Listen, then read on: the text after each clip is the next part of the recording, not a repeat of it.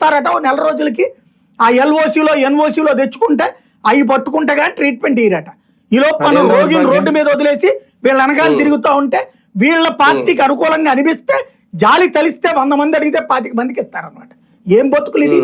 బానిసలమైపోయాం మనం ఈ రాష్ట్రంలో. ఆరోగ్యశ్రీ అనే హక్కు చచ్చిపోయిందా? ఆయుష్మాన్ భారత్ అనేటటువంటి హక్కును చంపేశామా మనం? హాస్పిటల్ తప్పు చేస్తున్నాయా? పేషెంట్ తప్పు చేస్తున్నాడా? ఇక్కడ బ్రతకడం మనం చేసిన తప్ప ఆలోచించాల్సిన సందర్భం ఇప్పుడు. దానికి తోడు ఇప్పుడు చదువులు మానేయాలి. ఇదివరకటి రోజుల్లో 10th క్లాస్లో చదువులు మానేసేవాళ్ళు.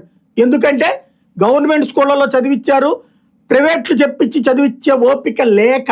ప్రైవేట్ అంటే ఆ రోజుల్లో 50 రూపాయలు నెలకి, 50 రూపాయలు నెలకి ఫీజు కట్టే ఓపిక లేక తల్లిదండ్రులు చదువులు మానిపించి గుమస్తాలుగా కూలీలుగా పంపించిన వాళ్ళు ఇవాళ నా వయసోళ్ళు బోల్డ్ అంతమంది ఉన్నారు. ఇవాళ నా వయసోళ్ళు బోలెడంతమంది. ఏం కర్మ అంటే ఆ రోజున మన ఆర్థిక స్తోమతలు అవి. ఆ రోజున చదువు నువ్వు చచ్చినట్టు మంచి మార్కులు వచ్చి పైన సీటు కూడా, అప్పుడు సీట్లు తక్కువ ఉండే కాలేజీల్లో, ప్రైవేట్ కాలేజీలు లేవు కదా, గవర్నమెంట్ కాలేజీలే కదా. ఆ సీట్లలోనే ఆ సెట్లోనే నువ్వు సాధించగలగాలి. లేదా చదువు మానేసుకుని గుమస్తాగిరికి వెళ్ళడమే, కూలి పనికి వెళ్ళడమే. ఇదే బతుకులు ఆ రోజున. అలాంటి స్టేజ్ నుంచి కాలేజీలు పెరిగినాయి, పుట్టుకొచ్చినాయి.